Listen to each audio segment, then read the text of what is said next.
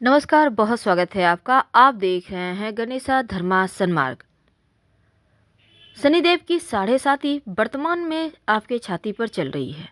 अब ये साढ़े साती अगले 2.5 साल तक 29 अप्रैल 2022 को जैसे ही शनिदेव राशि परिवर्तन कर आपके अभी तक मकर राशि में बैठे हैं, अब यहाँ से जैसे ही वो राशि परिवर्तन करेंगे, कुंभ में जाएंगे, तो यकीनन आपकी साढ़े साती का अंतिम चरण शुरू हो जाएगा। और आपके जो अभी तक छाती पर बैठकर शनिदेव कहीं न कहीं जीवन की बहुत सारी मुश्किलों को बढ़ाए हुए थे, बहुत सारे टेंशनों को बढ़ाए हुए थे, उससे राहत जरूर मिलेगी। पर क्या होगा, कैसे इन तमाम मुश्किल हालातों से भी बचना है और क्या कुछ बड़ा वरदान आपको प्राप्त होगा, आपके जीवन में शनिदेव का कितना ज़्यादा आशीर्वाद बरसेगा और क्या आपको सावधानियां रखनी है, तमाम बातें जारी है। वीडियो के अंत तक बने रहे। और ये प्रेडिक्शन चंद्र राशि पर आधारित है। तो मकर वालों, शनिदेव का साढ़े साती चल रहा है छाती पर। आपके लग्न में बैठे हैं शनिदेव। अब साढ़े साती का इस चरण को चरम पर चरण कहना ज़्यादा अच्छा रहेगा, क्योंकि ये एक ऐसा दौर है जब आपके जीवन में परेशानियां कुछ ज़्यादा ही होती है, लेकिन उसके बाद उजाले की ओर आप बढ़ते हैं। तो सबसे ज़्यादा मुश्किल दौर यही होता है, छाती पर चलना, साढ़े साती। लेकिन खुशखबरी ये है कि 29 अप्रैल 2022 यहाँ से आपकी जो साढ़े साती है छाती पर, वो अस्त चरण यानी उतरती हुई साढ़े साती, अंतिम चरण जिसको कहते हैं, वो शुरू होगा। लेकिन अभी जो ये वक्त है, ये हालांकि लग्न में बैठे हैं और कुंभ राशि में वो 29 अप्रैल 2022 को जाएंगे, पर 12 जुलाई 2022 को एक बार फिर से आपके लग्न में आ जाएंगे। तो आपकी जो छाती पर साढ़े साती है ना, ये जनवरी 2023 तक रहेगी। तो क्या होगा, पहले हम ये जानते हैं कि जनवरी 2023 तक क्या होने वाला है, फिर जानेंगे 2025 तक की भविष्यवाणी। देखिए, साढ़े साती का ये जो चरण है बहुत मुश्किल दौर है, जैसा कि हमने आपको बताया। अब इस समय चंद्र पर गोचर करता हुआ शनिदेव जो होते हैं, वो आपके स्वास्थ्य की समस्याओं को बढ़ाते हैं। जैसा कि अभी आपको परेशानी हल्की हल्की महसूस हो रही होगी। इस समय मान सम्मान पर थोड़ा सा, जैसे कलंक योग कहते हैं ना, बस ऐसा ही कुछ होता है। बेवजह आपके चरित्र पर दाग लगाए जाते हैं, बेवजह आपको परेशानियां मिलती है। रिश्तों में दूरियां आना, खासकर वैवाहिक जीवन में, या फिर सगे संबंधियों से बेवजह टेंशन, बेवजह दूरियां, समझ में नहीं आएगा कि छोटी सी बात इतनी बड़ी कैसे हो गई।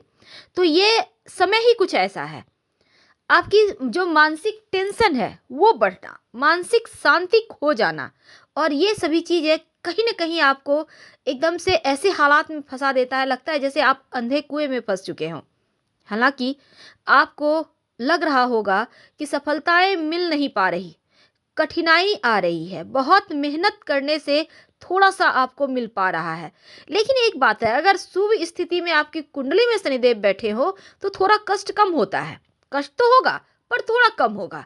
लेकिन अगर कुंडली में भी शनिदेव बिगड़े हो तो यकीनन ये समय थोड़ा कठिन तो होगा आपके लिए। आपका स्वास्थ्य, आपकी जो एक रोग प्रतिरोधक क्षमता है, यानी वो इस समय थोड़ा कमज़ोर हो जाता है।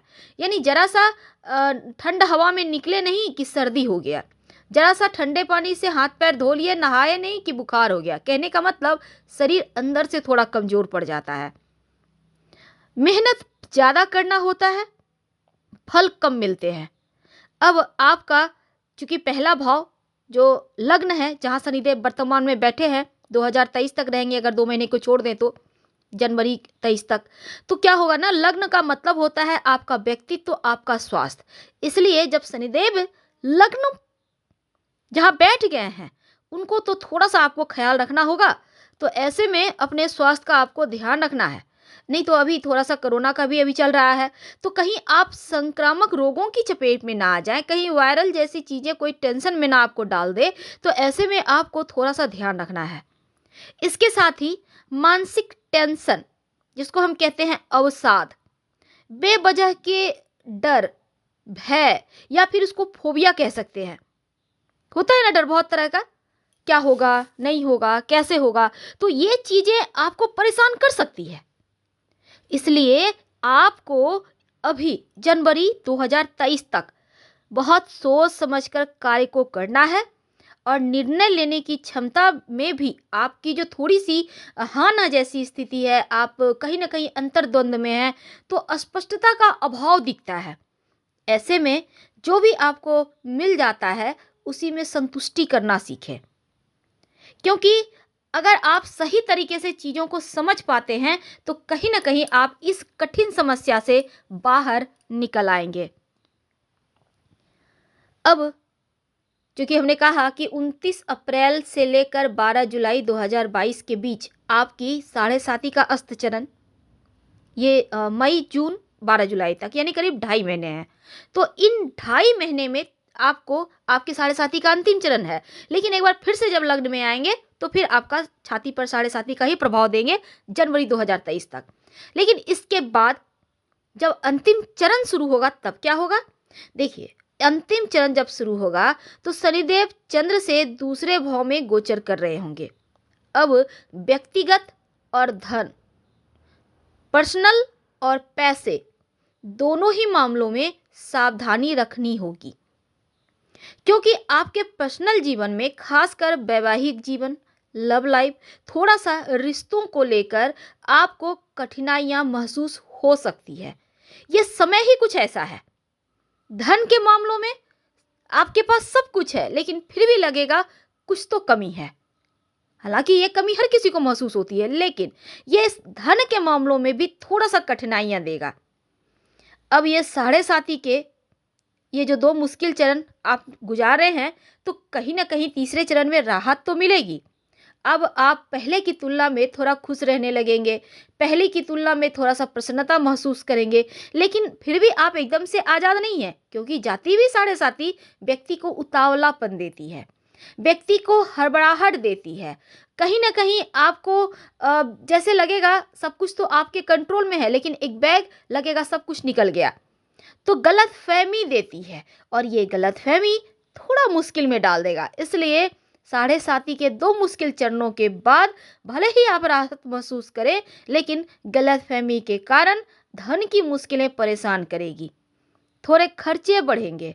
अगर आप सही समय पर इस पर लगाम नहीं लगाते हैं तो फिर आकस्मिक रूप से धन हानि हो सकता है, चोरी हो सकते हैं, तो लापरवाही बड़ा भारी नुकसान कराएगा।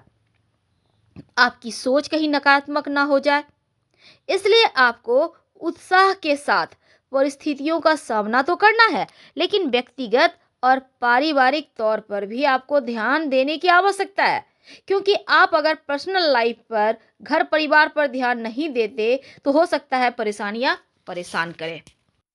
अब देखिए, आपके अंदर जो उत्साह है वो उत्साह आपको हर मुश्किल से बाहर निकालेगा।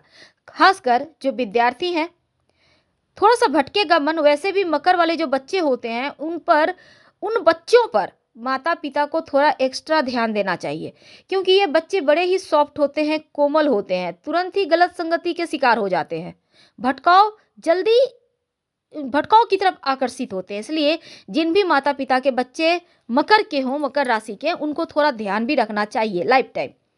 लेकिन अब पढ़ाई लिखाई में भी कुछ ऐसा ही हो रहा है, ये समय आपको भटकाव दे रहा है।